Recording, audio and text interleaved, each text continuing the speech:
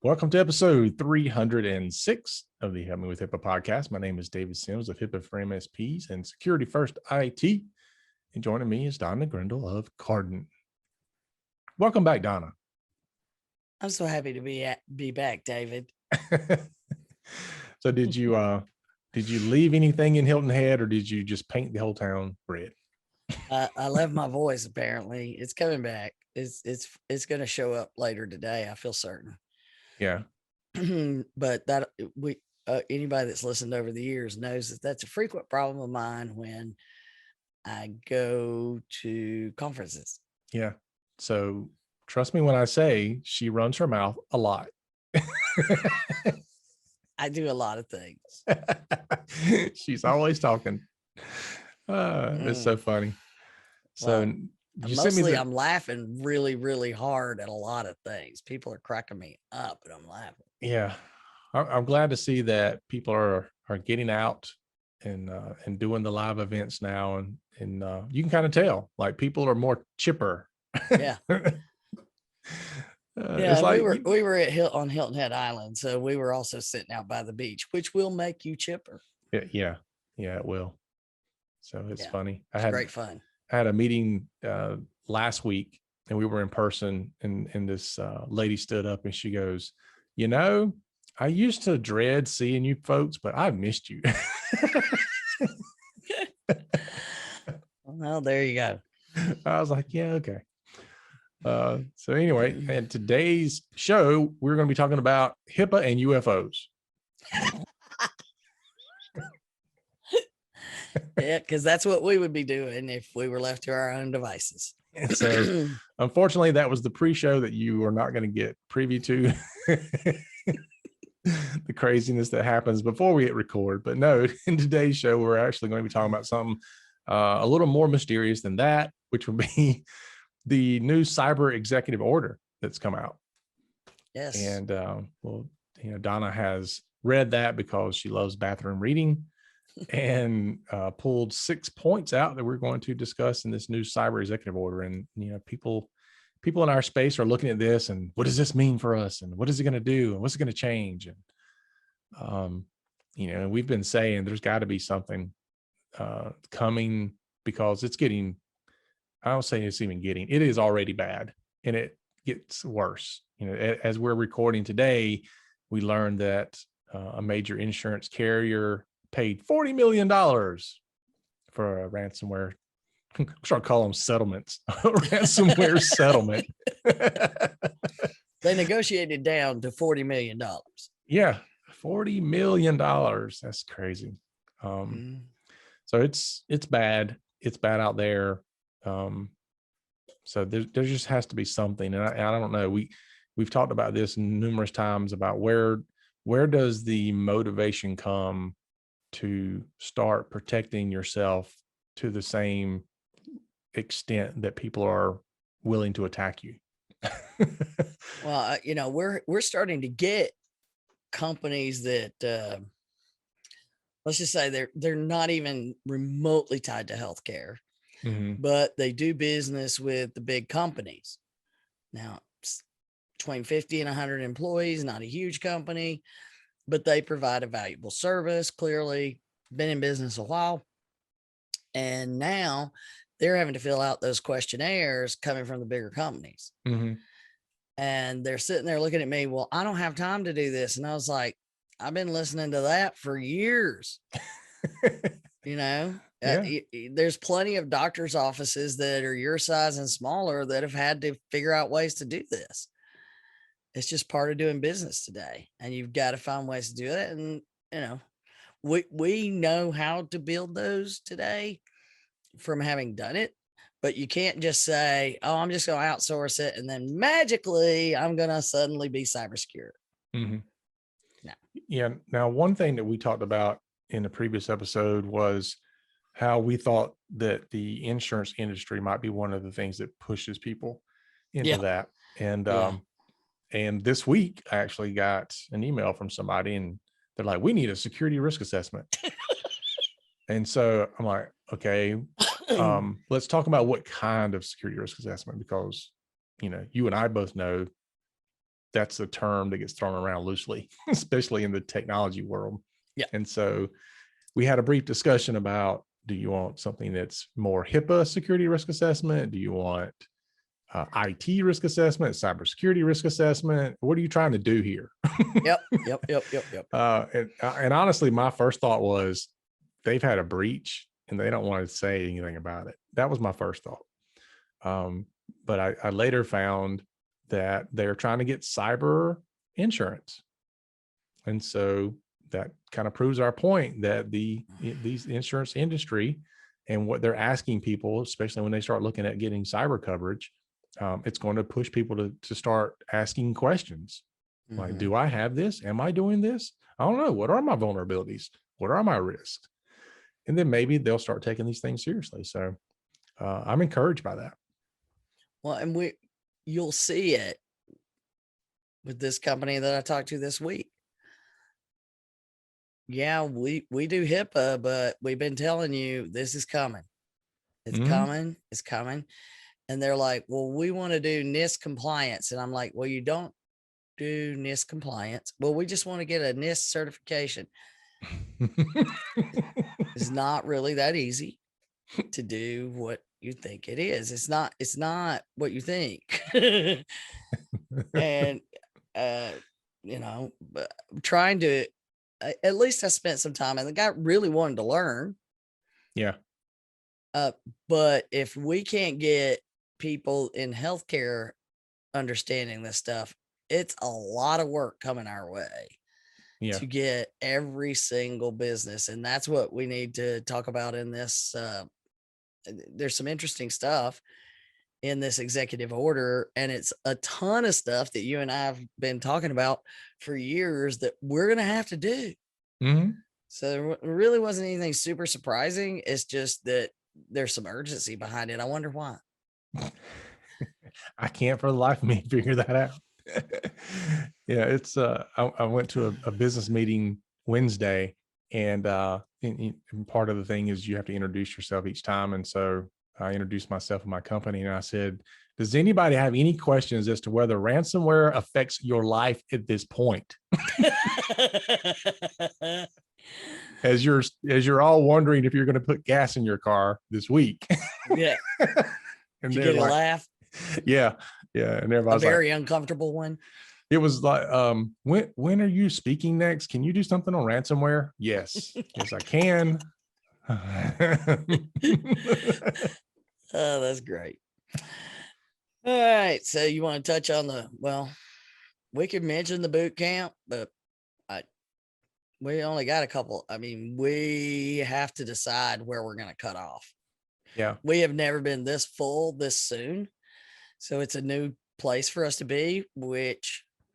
Yeah. The only time this has ever happened is when I went to a buffet. Yeah. And I got full quick.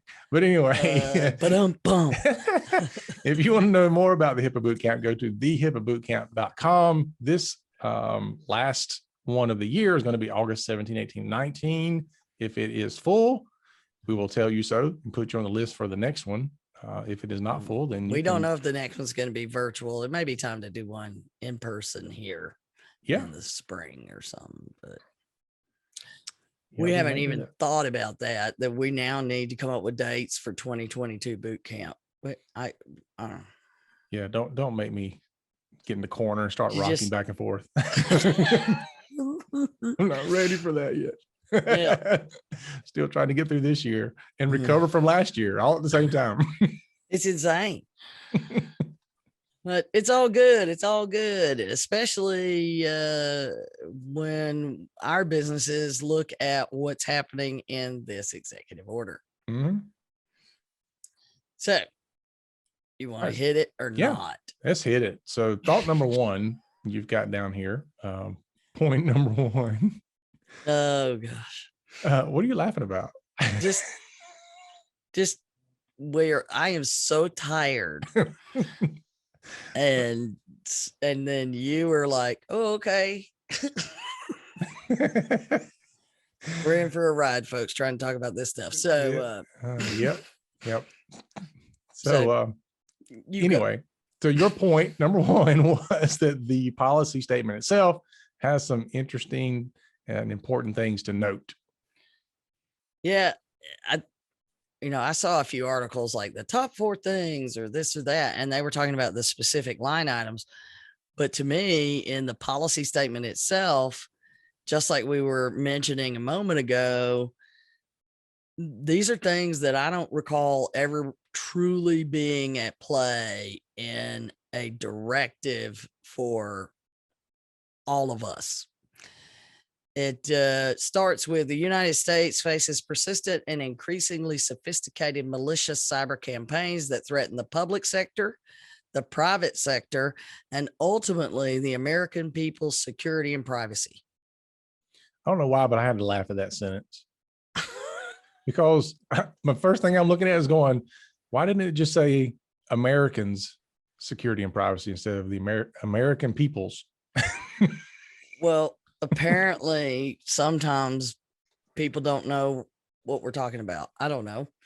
That's a pretty common government thing to say. The American people, blah, blah, blah, blah. I guess because, me being from where I'm from, we often say those are my peoples. Yeah. And so it just came up whenever I read it. And I was like, somebody from the South must have wrote that. Yeah. It's my people. But it goes on. It talks about the efforts to deter, protect against, detect, and respond. Sounded like identify, protect, detect. Sounds like a NIST thing, doesn't it? Sounded like the IPDR moment. But the discussion, takes you right down. That's what we have to do. And then it says about, after it's talked about the government and major cyber incidents and lessons learned and all this stuff, then it says, but cybersecurity requires more than government action. Protecting our nation from malicious cyber actors requires the federal government to partner with the private sector. The private sector must adapt to the continuously changing threat environment, ensure its products are built and operate securely, and partner with the federal government to foster a more secure cyberspace. Yeah. Just reading that, I'm going, oh, what does that mean? It takes everybody. Yeah. It's not going to be something anybody can be your last line of defense or your weakest link at any time. Mm-hmm. It takes everybody. So it is trying to look at the big picture and not a piece of it. And then this was the one where I'm like, okay, we've said this too. Incremental improvements will not give us the security we need. Mm-hmm. Because we're behind the 8 ball here. Yeah. Well, and probably the 9, 10, and 11. The 11 ball. I thought you'd like that. Did you catch the shot across the bow for the supply chain folks though? Yeah, which part? There's a lot in here. Ensure its products are built and operate securely. Yeah. Well, when we get down to that whole section and it covers on that, it's really intense. So first of all, it says incremental is not going to cut it. We got to be big and bold, which again, we've been saying, if you'd been doing this stuff all along, it wouldn't be that bad, but because we haven't, we're going to have to jump. You can't just say we're going to have a secure facility, but we're going to start with a shed and we're going to take our time. Can't do that. No, it's time to gut it and redo it all. Yeah. Or at least get serious about building it. Yeah. But it adds on there, the scope of protection and security must include systems that process data, information technology, IT, that we always talk about, and those that run the vital machinery that ensures our safety, which is operational technology, which falls under, the pipeline and the water systems and the power grid and HVAC and all of those kind of things. Often people don't realize we worry about those too. Mm-hmm. I mostly worry about keeping them away from my systems. But it's all getting integrated. So the final statement says it is the policy of of my administration that the prevention, detection, assessment, and remediation of cyber incidents is a top priority and essential to national and economic security. And it's just like you said, does anybody now think that ransomware is not going to impact your life? Yeah. It's a serious problem. Cybersecurity is not just somebody else's problem. Yeah. It's not just a good idea anymore. Well, and when they find out how this got in there, what are the chances of somebody fell for phishing or it's in the supply chain, something along those lines? And I think that it's going to be big when all the news comes out about exactly what happened with this, and it will have to come out. Oh yeah. On the pipeline thing. So yeah, I'm glad to see these kinds of statements saying, let's don't play around. Let's don't put some patches on a leaky. I don't know if you were, well, I'm sure you aren't old enough to have played in one of those little pools that look like a giant inner tube with a piece of rubber tied to the round it. So now you're in a kiddie pool.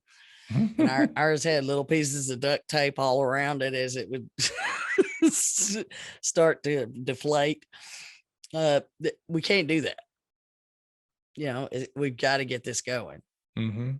So the policy itself, very positive as far as what we believe. Well, we've been saying we needed for a long time. Then it goes into information sharing contract updates. I don't know about you, but I mean, there's a lot of legal stuff in contracts, and we hear a lot of discussions in our 405D committees where we're talking about information sharing and the importance of it, and how do you build that in and get it in, everybody involved. And contracts always come up about how contracts won't allow us to share information. Right. I also think that a lot of people are hesitant to share information because they don't want the truth to come out. No. And we both know that that absolutely happens. Maybe there is a contract. Maybe they're hiding behind a contract, pointing at the contract. So you don't look at behind, you know, don't look in the closet where I crammed everything. But this directive about updating the contract says all the lawyers and cyber people in all the different departments, they have to get together and figure out how to make it possible for better information sharing while still maintaining the confidentiality of the information we have to have at, you know, moving around the government. And one would think that they could work that out, but certainly not something we know the details of. And, you know, our lawyer friends, feel free to shoot us an email with all the stuff that you know is out there that we we don't worry about. But if you work with the government, and many people have governmental contracts, small companies, check out some of the specific items that it says the contract language and requirements shall be designed to ensure that, and then there's a bunch of stuff. So I just pulled out a few interesting statements. Ensure that service providers collect and preserve data, information, and reporting relevant to cybersecurity event protection, detection, response, and investigation on all information systems over which they have control. I thought that was very specific there. That's called having evidence. What does that mean? Prove Can it. you prove it? Yep. To prove it.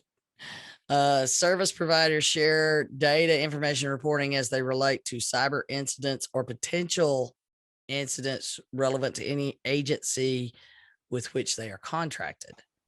So they share the information, data, information, and reporting, cyber incidents or potential incidents. Now, we got to define that potential because we go through that crap all the time. Yeah. A scan or a ping, those are happening constantly. I need to know. I don't want to be inundated by that stuff. So hopefully the right people will be involved, because it is saying not just the lawyers, not just the people in between lawyers and actual cybersecurity people, but the CISA actual cybersecurity people. And they need to be in consultation with. Now, imagine being in this position, David. I am a 70 people company, and we have experienced a potential incident, and we're going to need to consult with the Secretary of Defense, the Attorney General, the Secretary of Homeland Security, and the Director of National Intelligence if they deem it appropriate and consistent with applicable privacy laws, regulations, and policies. I can imagine you when they say, the Director of National Intelligence Office would like to speak to you, David Sims. I'm like, finally, I'm getting an award. Being intelligent. I knew at some point they'd give me my intelligence award. Where would you like for me to direct my intelligence, Director of Intelligence? Oh, and there we go. I told you this was going to go all over the place. Okay. Ensure that service providers collaborate with federal cybersecurity or investigative agencies in their investigations of and responses to incidents or potential incidents on federal information systems, including by implementing technical capabilities such as monitoring networks for threats in collaboration with agencies they support as needed. i.e., you're not going to be able to hide things. You're going to have to just give over data and let people know when something squirrely is happening and you haven't figured out what it is yet. So you're keeping it quiet. So you mean to tell me that people actually have to monitor their networks? Yeah. And pay attention to what's going on. So, and that gets back to the statement about any systems in which you have control over. Mm-hmm. Okay. So now I don't have control over my cloud providers, but guess what? The cloud providers too. And they're all going to, they all have contracts with government. All right. So somewhere. here's your slippery slope. Let's slide down it together.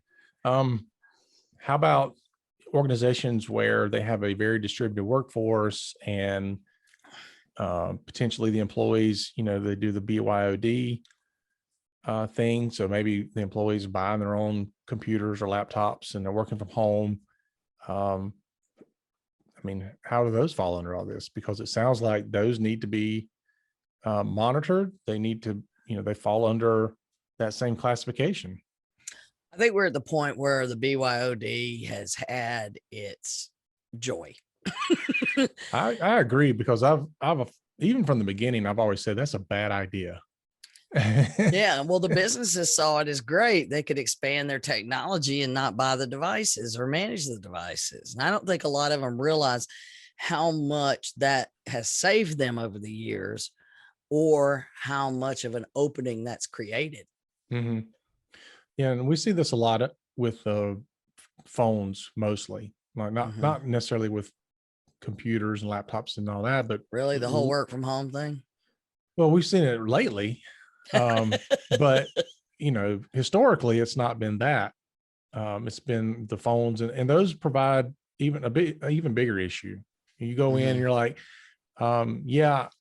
congratulations, you got a job here. Oh, by the way, we want to install stuff on your phone. So you're like, no. I don't want you. Well, the people who are like, well, I don't want you monitoring my computer. Yeah. Even the business owners, the MSPs, well, you don't need to monitor mine. Hey, well, I get that question a lot, which is, what exactly are you monitoring? And I'm like, don't worry, we're not looking at the porn sites you're going to. You're absolutely right. And I think we're really going to see the end of BYOD, and businesses need to get that in. These are business costs. So you've got to realign your expectations around technology plans and those kind of things. I think a lot of businesses are slowly getting there, particularly in healthcare, but it's going to require more and more businesses to get there because they've relied on their employees buying their own technology, which didn't happen back in the day when the technology was real expensive, Mm-hmm. you know. So then, and the last one on the contracts here that I made a list of, the ensure that service providers share threat and incident information with agencies, doing so where possible. Now, this is the thing that I thought was interesting, in industry recognized formats for incident response and remediation. That's what I said. It's going to be interesting to see what they determine is the industry recognized formats. But again, one of the big points of the use of the NIST cybersecurity framework was that everybody that used it had the same vocabulary. Right. You know, you're not like, oh, wait, what does this mean to you? Well, here's the definition. Mm-hmm. I think that's hugely important. And so none of those are small things. And to ensure are in the requirements, and add to that little down more other language about, stuff that would be in the contract requirements, information and communications technology service providers. That sounds like something you might do, David. I don't know. Yeah. There's questions around, what is the definition of a service provider? Yeah.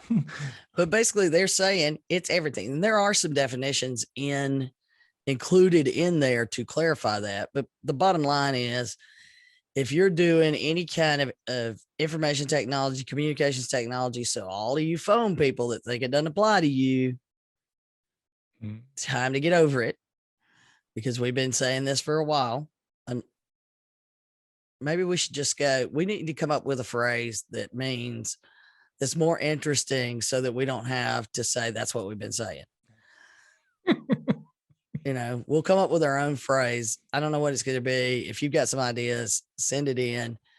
We DD'd it or whatever. We DD'd it.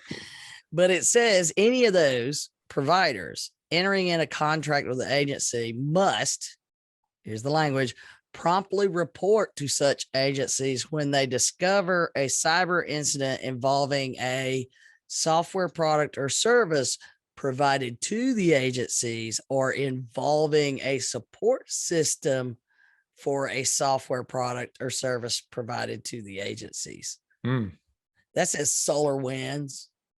Yeah. Define promptly. Yeah.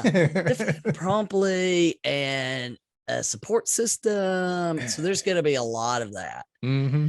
And the thing that's really interesting to me is throughout that whole list, within 90 days, within 45 days, within 120 days, I mean, it's loaded with short time frames to get this stuff done, which I found quite interesting. We'll see though. But at this point is when I realized that a lot of people don't understand, the digital world we live in. It's just like you said, throw it out and build it again. Mm-hmm. It's so new. Cybersecurity world. I mean, was cybersecurity even on the list of things you could become an expert in, 30 years ago? No. Oh, absolutely not. 20 years ago, it was something people were starting to talk about. So this is not something that we've had systems for.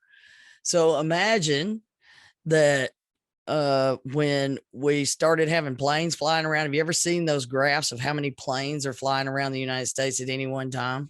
Yeah. On September 11th, that was really a shocking, image to see all the planes and them trying to figure out what was a friendly plane and get all the planes on the ground and watching how quickly that occurred.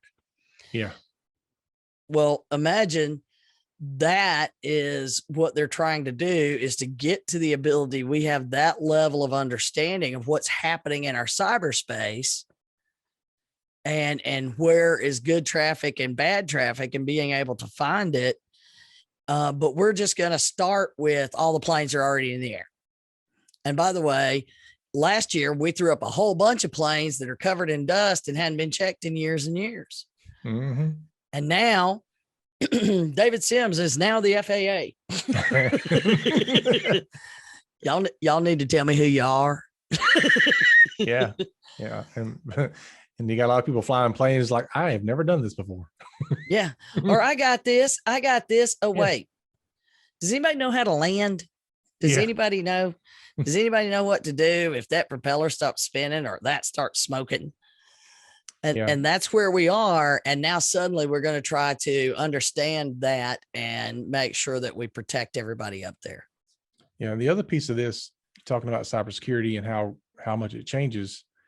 I mean, there is not, that I know of, any other type of education or information that you can follow that changes as rapidly as this does. I mean, it is so crazy fast. And, years ago, you used to see the commercials on TV where somebody would buy a computer and on the way back from the store, they'd see the sign on the highway for the new computer. And like, it's already out of date as soon as you bought it. And there was, I know that happened to you. I mean, there was a time when technology moved that quickly. It's like you would buy, you'd buy a 433 megahertz processor and literally 4 weeks later, a 466 megahertz processor was out. And you're like, oh man. It was, what is that law where it doubles every so often? And now it's gone like incrementally out of control. It's Occam's razor. I don't know. We'll have to look it up. But there was that time in technology years ago where it moved that quickly, and then it finally stabled a good bit. But with cybersecurity, it's even worse than that. It's like people are coming in and they're like, okay, I've identified what I need to be doing, and I've got these things in place, and I'm good. And 2-3 years go by, and they still think they're good. And like, dude, you've went through multiple lifetimes. Yeah. No. Yeah. That's where everybody wants it to function like a car. Mm-hmm.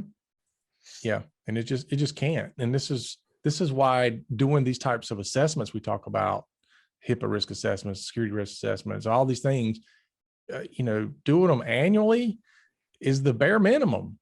Mm-hmm. And this is another reason why we keep saying things like, don't just make it one big event.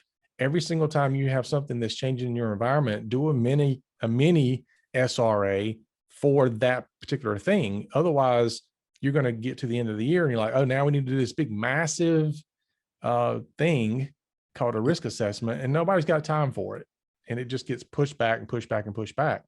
Where you should be doing those things as you go. And by the way, I would do them beforehand. Don't put technology in place and then start asking questions. No, please don't do that.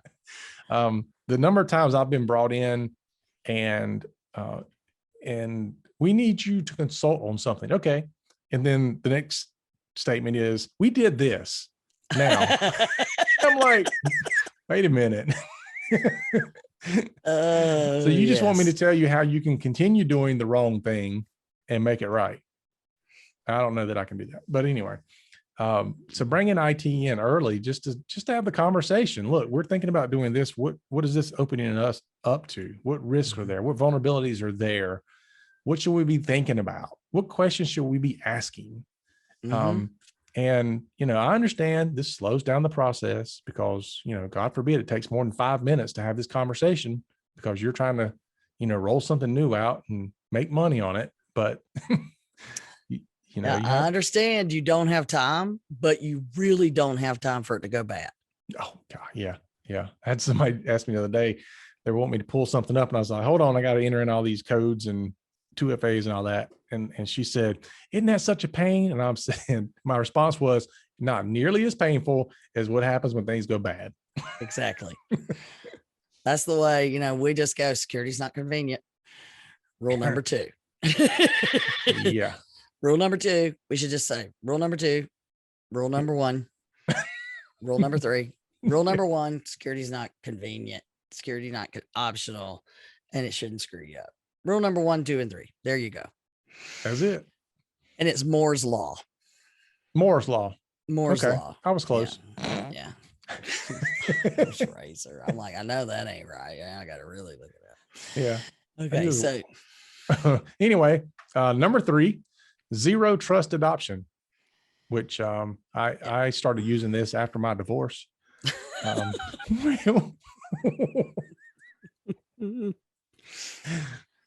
We actually at some point are going to have to do a whole episode trying to explain zero trust in theories and how that, as best we can, how that works. But for years now, I don't know how many years I've seen it talked about, but ultimately this would be the way to secure everything, is to assume that all traffic is bad traffic and should be evaluated. And it has to prove it should be allowed, or it follows things. And that involves a lot of artificial intelligence, where it literally is watching for behavior analytics and those kind of things, looking for traffic to do naughty things, instead of assuming that if they know a password, that's good enough, then I can let them do whatever they want. Yeah. Just think of it like your home. You know, you don't let everybody come in your home and then go, okay, who shouldn't be here? Let me see. Who's doing things I don't like? Right. You don't do that. You have a zero trust environment in your home. Only people that have the code to the door or the key to the door or whatever, only those people can get in. Or that you open the door and allow them in. You don't just leave the door standing open because you're not there. Yeah. Or you don't do like we do down here in the South, when somebody rings your doorbell, you have no idea who it is, and you just yell, "Come on in." Doors open. But it is truly the way that we have to start looking at it, is that everybody is a potential problem. And like you said, if we let everybody into the house and then try to figure out, well, okay, who did that in the bathroom? Because we're going to need them to go. I think there's a story behind that statement somewhere. And that was a little too specific, Donna. Yeah. There are stories, and it involves friends from college. But at any rate, the idea that everyone has to be cleared at the door is not something new.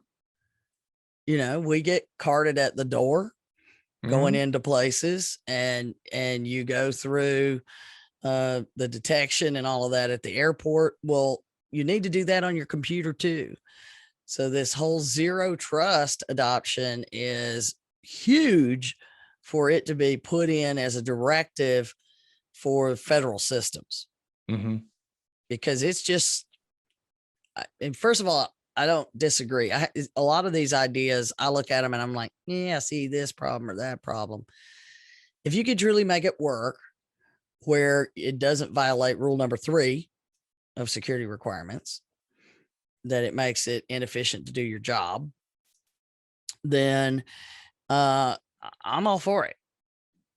But again, this is somewhat new as far as being out in the wild. But as we said, the whole thing is new. Yeah. And, you know, it brings in other issues too. Like most of the time when you're talking in IT, you're talking zero trust, you're talking about like application whitelisting. And we talked about this a little bit when we talked about the SolarWinds hack, and how if you whitelist an application, but then the application is part of what brings in the bad stuff. Yeah. Now you've got an issue because you said it was okay to bring that in. Application whitelisting in and of itself is a good thing. Even though I think at the time on that episode, I was like, no, don't whitelist it. But I think what I'm trying to say is, if you're going to whitelist applications, you still have to have them go through some type of vetting process or something that that ensures that that application or that update or patch or whatever isn't itself a problem. Interesting you say that, because item number 4 Is software supply chain security. Bleh. But do we need to say, I mean, zero trust, there's a lot to it, but it is saying they must adopt security best practices advanced towards zero trust architecture. Mm-hmm. And accelerate movement to secure cloud services, including SaaS and IaaS and PaaS. It's a lot of asses. I know. I gave it to you there. Just nice, pretty fastball down the middle. All right. So the folks that have been proponents of this for a while must have thrown a party when this thing came out. Yeah. But this one is the one that's near and dear to our heart, the software supply chain security. There's no surprise here. We said stuff's coming, especially we knew it was coming. SolarWinds simply accelerated everything times 1,000. And then we had the pipeline. Yeah. So those two things, but the point that it starts with is the development of commercial software often lacks transparency, sufficient focus on the ability of the software to resist attack, and adequate controls to prevent tampering by malicious actors. There is a pressing need to implement more rigorous and predictable mechanisms for ensuring that products function securely and as intended. Yeah, that's just a longer version of what I said. Exactly. It's it's just like I talk when I work with the lawyers. Here's what we need to say. It's 2 sentences, but I know you're going to need to turn it into a full page letter. Yeah. You put all your lawyer language around it. So, but to me, a big part of that is, when I was starting out in development, you went through a rigorous control process that you developed, you tested, there was quality assurance, it went round and round. And somebody years ago came up with the agile development concept because we needed to move fast. We needed to get software out. We needed to get updates out. And it took the idea that there should be a balance between rigorous controls and need for speed. So they were just kind of like, well, we're going to start throwing it out there when we think it's reasonably good, and we'll deal with the problems on the back end. Well, that was fine till now. That's starting. There's a problem with that, which is it's opened up all these vulnerabilities. So we're going to have to find a way. And we already see that those that jumped way into the agile thing are kind of backing off a little bit to say, we got to find that balance. So it's going to need to happen, but this is going to make it happen. And funny thing, in April, NIST released a guide defending against software supply chain attacks. They got it out. And by the way, this whole thing is loading NIST up on work to do. So if you're interested in this stuff, I feel like NIST may need to be hiring. But that document opens up by saying this document provides an overview of software supply chain risk and recommendations on how software customers and vendors can use the NIST Cyber Supply Chain Management CSCRM and the Secure Software Development Framework, the SSDF, to identify, assess, and mitigate risk. And I started sending out the SSDF to a lot of our clients that are software developers to say, you guys need to start implementing these things and showing that you're doing these things because it's coming. Well, guess what? NIST just got told to do a whole bunch of things, including the thing to find ways to encourage people to use those things. So I'm pretty sure people are going to be telling you to do it. Now, can't imagine they would start from scratch again unless there's some reason that they've got competing standards and all that, because that always happens. But I would say if you are a software development, you don't have that thing out looking at it, might want to do that like right now, like post haste, like pause the podcast and go. But definitely know that the developers need to work with that, and they need to use some of the SCRM stuff, the software supply chain risk management, SCRM, that is out there to vet your supply chain, and know that everybody's going to start vetting you with those same guidelines. Mm-hmm. And there's a new one out by the military called the CMMC thing that you have to do if you're in the military. That's already being implemented, which it's on my list of things to try to explain, because I think it's another piece. It says here's basic level 1, you meet basic cyber hygiene. Level 2, you a little bit more advanced, all the way up to where you're supposed to be. So it's a pretty handy tool, another that's freely available. But a few of the requirements in the list were performing audits and enforcement of these controls on a recurring basis. Now, the controls are being able to maintain accurate and up-to-date data, provenance, and then it makes sure it says origin of software code or components, and controls on internal and third-party components, tools, including the tools you use to develop with, and the services in your development processes. That's a lot that they don't account for now, but we've been pushing, you got to account for these things. Providing the purchaser a software bill of materials, i.e. here is everything that's in here, and a vulnerability disclosure program, and then attesting to conformity with secure software development practices. So meaning all you folks, you're going to have to start attesting. More attestations. Yes. More checking the box.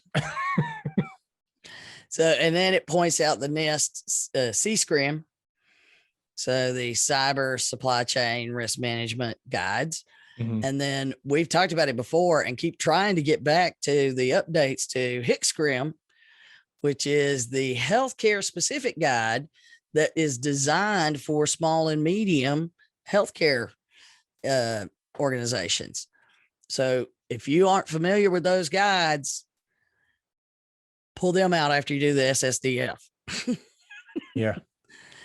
So, and we're going to do more on those guides, but it has to do with vetting the vendors, because it's got to happen. I'm already trying to figure out, well, at what point do I switch over our vendor vetting process to ask more of the HIPAA questions than we ever have before, because we cover a lot of those things, but there's more to it. Mm-hmm. And so that supply chain stuff, get up in there. Mm-hmm. We've been saying it's coming. This is no longer trust us, it's coming. This is the definition of the things that we've been saying. Whatever that new, that's what we said, phrase we're going to come up with. We're going to DD it. And then we got number 5, establishing a cyber safety review board. I read that and I'm like, whoa. Almost like the NTSB for cyber events, which was a perfect tie-in with my analogy about the planes. When the planes crash, the NTSB comes in. When there's a big train, we're almost done. Train wreck. Train wreck. Yeah, just like that sentence you just said. I know, it was a total one. They come in and they evaluate so that we can learn and repair or identify where the failures in the systems were, because we have those systems in place to protect people and industry and our national security for a reason. And I think we don't have to go into why you have those, but we're going to get CRSB, baby. Yep. They called in the CRSB. CSRB. CS, yeah, there you go. And instead of the giant hangar where there's all these parts that they're reviewing, there's, 6 guys, 6 people in a room, in a dark room with monitors everywhere. Don't go in there.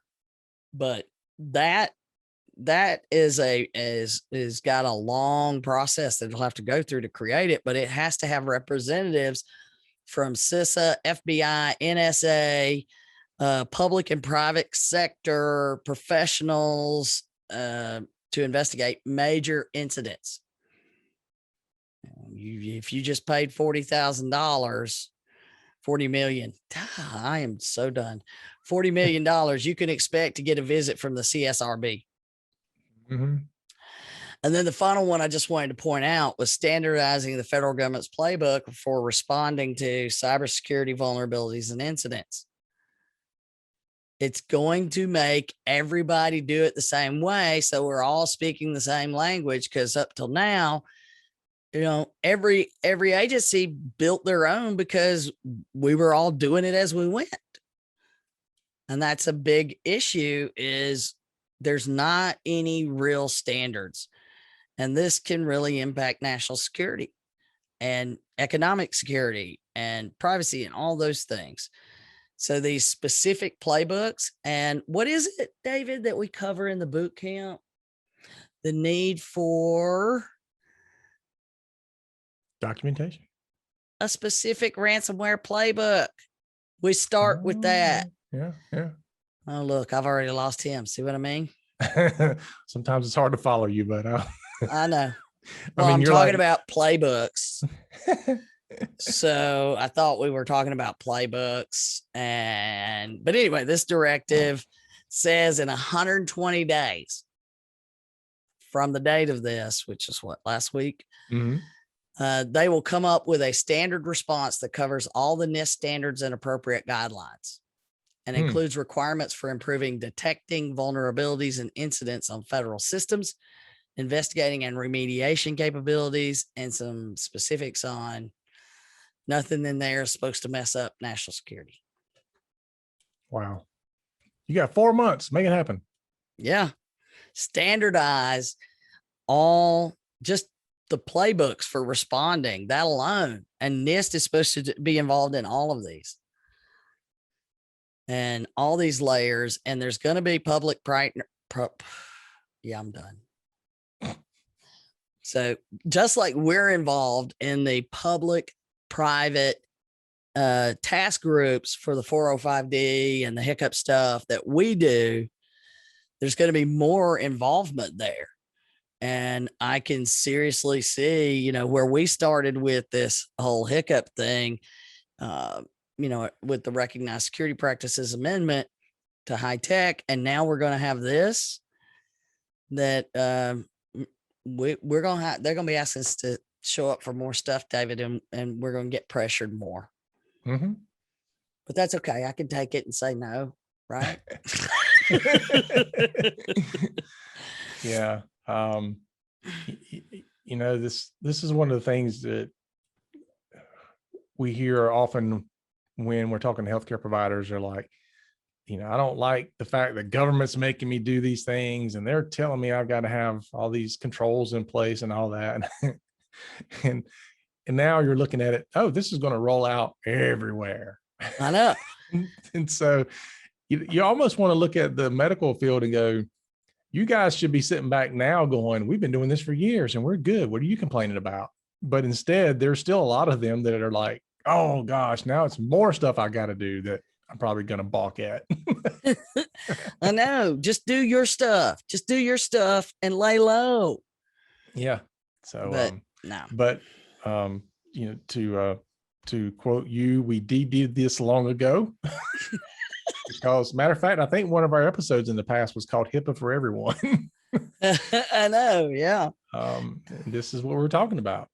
Eventually this is going to come, and this is not going away. This is just the beginning. Yeah. So it's not the end of the story; it's the beginning of the story. Yeah, because these are things that you can't go backwards on. Because if Mm-mm. you do, I mean, well, look what happens. We haven't gone forwards on it. Yeah.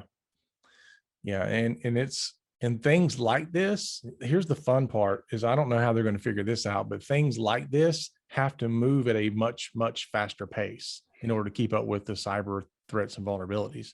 Yeah. And And we're that's, seeing how that works on 405D. yeah, I mean, we're having weeks and weeks and weeks of conversation before we even start looking at putting things on paper. And then it takes more weeks and weeks and weeks of back and forth. So, I'm looking at this process and I'm like, gosh, man, it takes a long time to come out with this guidance. And by the time it comes out, it's, is it still even relevant at that point? Well, And that's, I think that Eric's idea of the 5 threats and vulnerabilities that we've done in HIPAA mm-hmm. is really the only way to go about this, is to narrow the focus. Yeah, you have to. The other part too is one thing that got brought up in a meeting was talking about actually creating playbooks, and there was discussions on both sides. But one point that was made was exactly that about speed. It's like we can't come up with playbooks because by the time we get them out there, it's too late, Mm-hmm. and so we can't get specific enough to be that helpful. The organizations have to come up with their own playbooks. And hey, that's where we come in. Yeah. So I don't know, man. I think if you don't have somebody in your organization that's already kind of delegated this stuff to do, a compliance officer or a cybersecurity officer, a privacy and security officer, if you don't have that, then you're probably going to have to start looking at outsourcing that. I don't think you're going to be able to get away too much longer with not having that piece in your business. Well, and you have to accept that you can't outsource all of it. Right. In my explanation yesterday, I'm like, I can't know if your people really aren't in a meeting sharing usernames and passwords freely and nobody says a word. Mm-hmm. I'm not going to be able to know that. I'm not going to be able to know for sure that the policy I gave you for arrivals and departures of staff, you're actually following. You're going to have to prove those things. You're going to have what, these artifacts and evidence or whatever you want to call them. You're going to have to prove it. Yep. The new Cardin motto, prove it. Mm-hmm. So there you have it. Two more, never have been two more powerful words spoken.